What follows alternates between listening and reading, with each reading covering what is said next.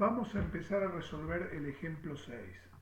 En las transparencias de los PPT, ustedes tenían escrito el problema del ejercicio 6, pero más contado, más comentado.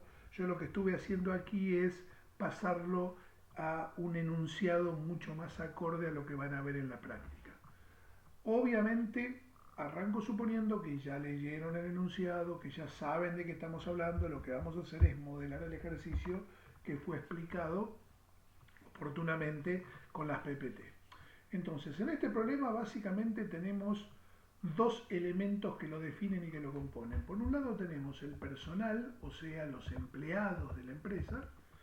Aquí podemos optar por la palabra empleados o la palabra personal como la definición de la entidad, es lo mismo, yo voy a tomar la palabra empleados.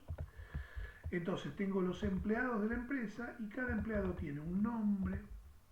Ya esto lo habíamos discutido al hartazgo, no voy a perder tiempo hablando del nombre, hablando del apellido del empleado, todas cuestiones que ya habíamos discutido, los ejemplos se repiten, en ambos casos los atributos son monovalentes obligatorios, por eso no me detengo en hablar. Acá habla de DNI, que es único, entonces voy a agregar un atributo DNI, pero me dicen que es único, que no se repite, entonces este elemento es un identificador. Y acá es donde estamos trabajando sobre un elemento que todavía no habíamos puesto ningún ejemplo, un identificador de los empleados. Los identificadores necesariamente van a ser monovalentes obligatorios. Un identificador no puede ser nulo. Si es nulo, ¿qué identifica? Si nulo no es nada. Y no puede ser polivalente porque si lo identifica con un valor, no puede identificarlo con 10 valores diferentes. Un atributo identificador necesariamente tiene que ser monovalente obligatorio. ¿Sí?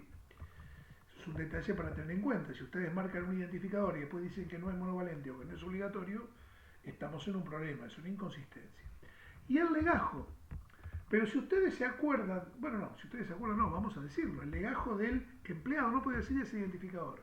Pero nos decía el problema que el legajo de un empleado estaba determinado por el número de legajo, estaba determinado por el departamento. O sea que está el empleado 1 de compras y está el empleado 1 de ventas. Así es como trabaja la empresa. Entonces, claramente, el legajo no identifica a un empleado, ¿sí? Es monovalente y obligatorio, pero no identifica a un empleado. ¿Por qué motivo? Porque el legajo se puede repetir, no en el mismo departamento, pero sí en diferentes departamentos. Y acá lo que nosotros tenemos son todos los empleados de la empresa. El último atributo que nos queda es dirección. Ahora, la dirección, ahora la vamos a suponer definida como calle, número, piso y departamento. Como es lógico suponer las direcciones hoy en día, separadas de esa manera, calle, número, piso y departamento. Entonces, claramente, lo que yo puedo decir es que el atributo dirección va a ser un atributo compuesto, no un atributo simple. Un atributo compuesto de la entidad de empleados y cada empleado va a tener una dirección, sí o sí una dirección, monovalente obligatorio. Ustedes me decían, pero puede ser que no sea obligatorio, puede ser que sea polivalente. Bueno, en este caso es monovalente obligatorio. Ahora, ese atributo compuesto, dirección, está compuesto por atributos simples. ¿Cuáles son? Calle. ¿Calle es un atributo simple de quién? ¿De una entidad? ¿De una relación? No. Es un atributo simple de un atributo compuesto. ¿Cuál atributo compuesto? Dirección de la tabla de empleados. Exacto. Cada dirección tiene una calle. Cada dirección tiene un número.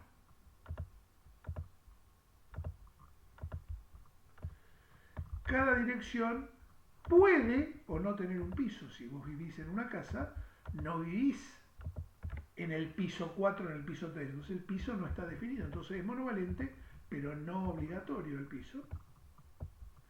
Y puede o no tener un departamento. Insisto, si vos vivís en una casa, si vos vivís en cualquier propiedad que no es un PH, entonces no vas a tener departamento. Si no tenés departamento, entonces el atributo no puede ser obligatorio.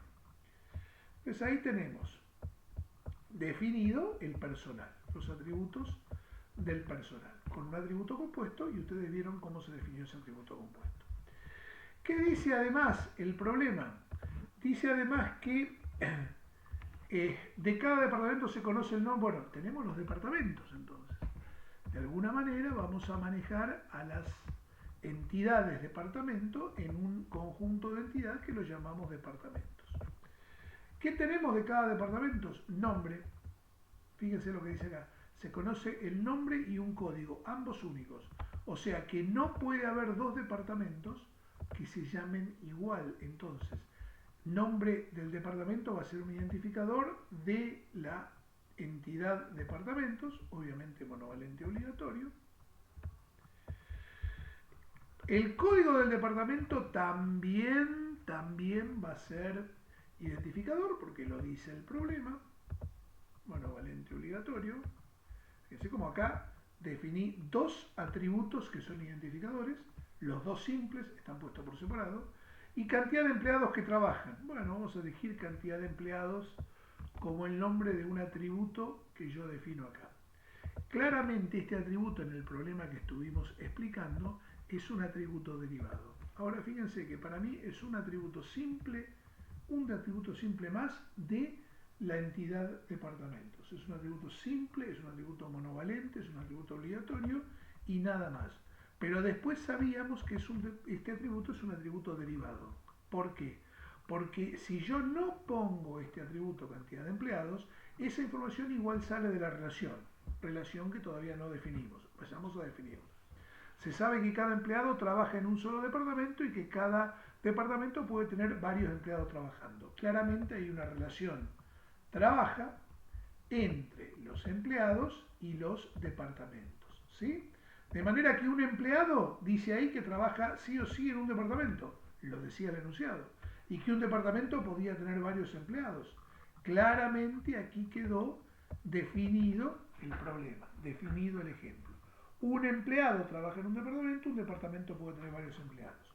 Si yo me fijara en la relación trabaja y contara cuántas veces aparece un departamento en trabaja, yo puedo saber cuál es esa cantidad de empleados.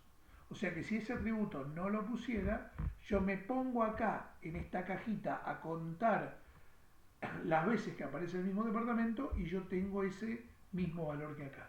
Por eso que se denomina que cantidad de empleados es un atributo derivado. Si no lo está, igual representa el problema. También, insisto y lo vuelvo a repetir, fíjense que un atributo derivado no tiene ninguna notación especial, es un atributo más. ¿Sí? Para cerrar este problema, sería interesante saber o sería interesante definir el tema del legajo. Si bien acá en el enunciado no está, yo les pido que repasen la transparencia si no me creen, y que las transparencias les decían que el legajo de un empleado en el ejemplo, no se puede repetir en el mismo departamento. O sea, el departamento más el legajo es un identificador en empleados. ¿Sí?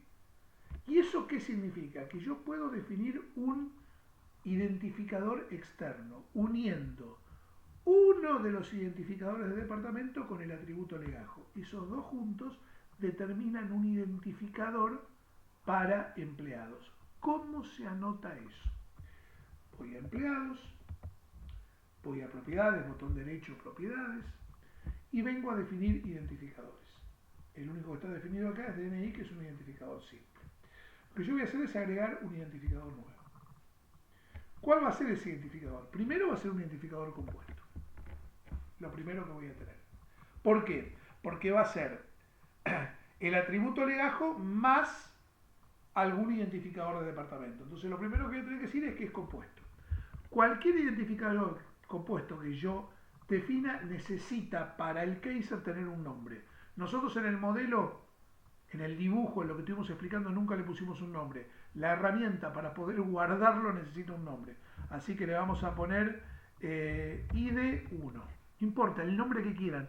Es una nomenclatura que necesita la herramienta para poder guardar la información adentro. ¿Cómo va a componerse ese atributo compuesto? Ese identificador compuesto va a ser el legajo de la tabla más algún identificador de departamentos. Departamentos junto con legajo. Le voy a dar a aceptar y ahí está el atributo definido. Lo llama compuesto mixto, no importa el nombre. Vamos a aceptar acá.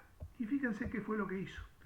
Tomó un identificador de departamentos. ¿Cuál de los dos? No importa, el que sea, el que me des, no hay drama.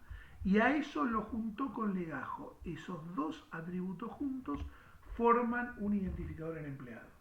Dado un departamento y dado un número de legajo, no se puede repetir. Entonces, estamos haciendo en este ejemplo varias cosas. Primero, definiendo identificadores. Segundo, definiendo identificadores externos. Tercero, definiendo y usando por primera vez un atributo compuesto.